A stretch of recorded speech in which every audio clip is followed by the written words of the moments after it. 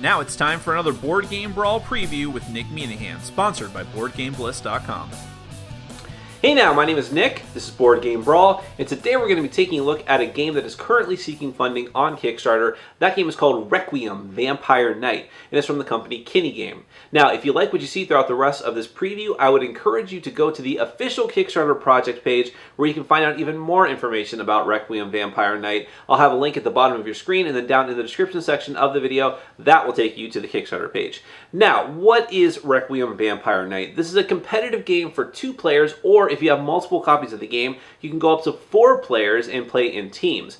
The theme of the game is that there's this dark mirror world to our own where the spirits of deceased like murderers and deceivers go, and they're reborn into monstrous forms. In this sense, vampires and ghouls, but there's the promise of werewolves or even other nastier creatures in the future. And these different factions are battling it out on this mechanically speaking, there are these different tiles that represent different locations and sources of power that you're trying to gain resources from. You want to either wipe out your opponent or you want to take their capital and therefore win the game. One thing I will say as we go into the overview of this game is that I only have a print and play copy to play with that I made myself, so don't hold that against the designers of the game, and I just want to use it to give you a feel for what the game is like. This is not going to be an exhaustive overview or look at the components. Instead, in the real game, there's actually going to be really nicely designed miniatures instead of the little standees that I have here. So let's go ahead and take a look at the game with that grain of salt in mind,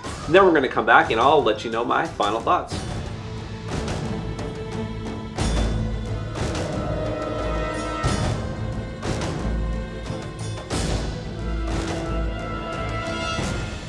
Alright, so I'm just going to give you a quick run through of the initiation mode of Requiem Vampire Night. It leaves out some of the advanced rules. There's not as many tiles out on the board or as many soldiers on each side of the battlefield, but I just want to give you a taste of what the game is like. And also, as I mentioned in my intro, do bear in mind that this is just a print and play version of the game. It's just a prototype that I actually put together myself, so I just wanted to give you a feel for how the game is going to be set up. There's going to be very high quality miniatures instead of these standees. I just needed something to reference and to use for the soldiers. So in the core game of Requiem, there's going to be 2 factions, the Resurrectionist Vampires and the Pirate Ghouls. Each player in a normal 2-player version of the game is going to take one of those factions. You can play the game with up to 4 players, but it would require 2 copies of the game. So this is just going to be an overview of the 2-player game. Each player is going to take a capital city marker and put it out onto one of the territory tiles. And also, each player is going to get 3 of these soldiers. Again, in advanced mode, you'd have more soldiers than that. You're also each going to take a set of development cards. Now, the development cards have different resource costs associated with them that you're going to need to acquire during the course of the game in order to activate and gain different bonuses. You have movement development cards, and you have the combat development cards, which will give you an increasing amount of bonuses. So at the start of the game, your normal troop movement and combat strength is only 1 and 1, but as you gain the necessary resources, you can flip these over and gain the bonuses. And they don't stack, but you just keep getting better and better, essentially leveling up your own troops. Now, getting back to the different territory tiles that you see out here, which is what the fields of this dark world that you and your troops are going to be navigating, you have this standard setup here for the initiation mode, and I'll show you some of the different cards that are out there. You have cards like the Monastery of Darkness. Now, the important thing here to note are the resources. These are the resources that are available if you tap this land for resources. And when you do so, they start off on this white border side, but then they go over to their ruined side once they've been tapped that way. So here you've got the Monastery of Darkness. You have a suburb, which looks not like any suburb you possibly want to live in. The Black Haven and the Tower of the Dams, which any good steampunk dystopian world needs. You have the Acrophagia, which is just fun to say, the Battlefields, and Dimensional Shifts, which is a very interesting card because, as you can see at the top here, it has 4 resources, but it doesn't give you all 4 of them. You choose one of the 4 resources in the game, and when you tap this land, which means you get less resources, but it is more versatile because you can choose which one that you want. Now, when you get into the actual gameplay, whichever faction has the highest initiative, because each faction will have initiative points, they're going to go first. And when you take a player takes their turn, they have 3 actions that they can use. The first is moving, in which you just move one of your soldiers the requisite amount of spaces that it's allowed. It's normally 1, but as you gain more development cards, you can go more than that, and each soldier moves independently. You can only go horizontally or not diagonally, horizontally or vertically. And if you move into a space that is occupied by an enemy, you have to immediately stop, although you can move out afterwards. So that's how movement is going to work, basically. The other thing that you can do is tap the lands that you're on for resources, which I kind of described before, but very simply, you're going to turn this over to its ruined side, and then you are able to gain the resources depicted on the card.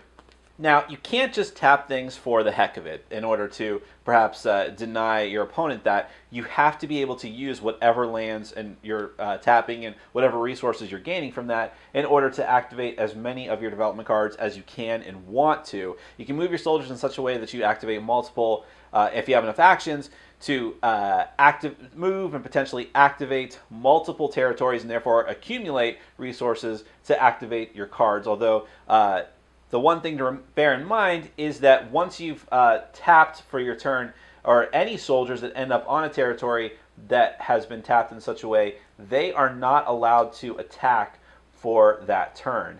They've essentially used all of their stamina and abilities in order to just tap that land.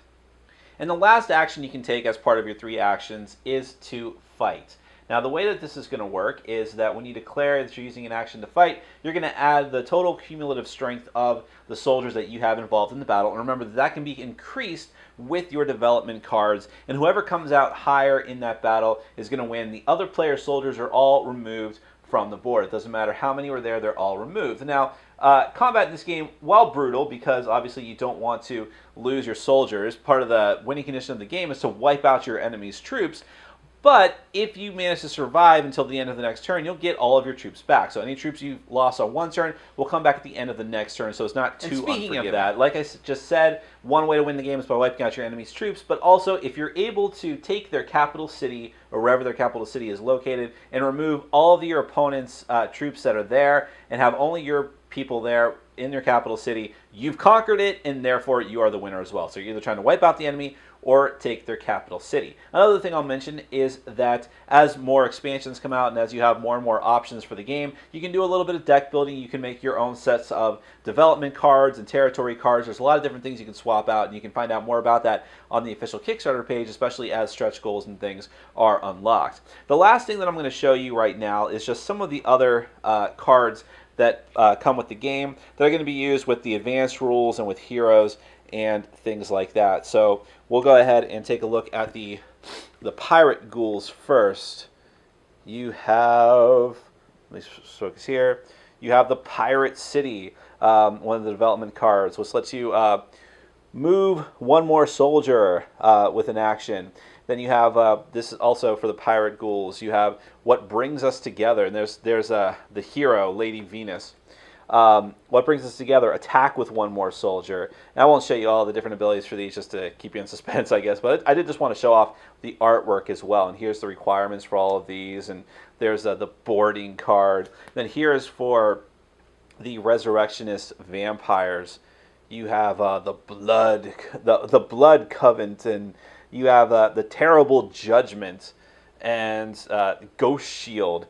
And here is their hero, Otto von Goat, sorry, I have trouble pronouncing that, and then Berserker, and the Guild's Throne. So here's different options that you'll have in the game in order to flesh it out at your whim. You can either do initiation mode or advanced mode. Lots of different options in the game, with more to come as the Kickstarter campaign continues. Now, let's go ahead and get to my final thoughts. The theme of Requiem Vampire Knight is going to be a huge selling point for it. I mean, it's right there in the name, Vampire Knights, and you've got the vampire factions and the ghouls, and you've got all this different artwork on all of the tiles that has like this really dark, almost like death metal feel to it, and almost this sort of gothic and steampunk feel to it as well. So you have all these different types of dark pop culture references going together into what is really an interesting looking game, especially, and of course you couldn't tell that in my preview, but if you go to the Kickstarter project page, you'll see what will be the final eventual miniatures that come with the game. When you have all of this together, it really brings out that rich theme that a lot of people are going to enjoy, and the whole backstory of how it's like this dark world where these sinners go to be reborn is also an interesting one as well. So that's going to be the major thing that people are going to latch onto with this, but also you have to take into account the mechanics themselves, where you have your different, it can feel, as far as the mechanics go, somewhat abstract at first, were it not for the components and the theme that is present in there, because what you're essentially trying to do is outmaneuver your opponent with what are essentially your pawns, but in this case they are soldiers, vampire soldiers or ghoul soldiers, who are trying to just take down your opponent's capital or wipe out the opponent altogether. You have to really efficiently use the actions that you have. You have to be able to move to proper places and get the right kind of resources and attack your opponents at the right time. It's not too difficult for your troops to come back onto the board, but it does take time and it sets you back. And you need to be pushing ever forward in order to try and stymie your opponent and take out their capital. So that whole back and forth together with the theme, I think, is something that's going to appeal to a lot of different players. People who love those head-to-head strategic matches that happen in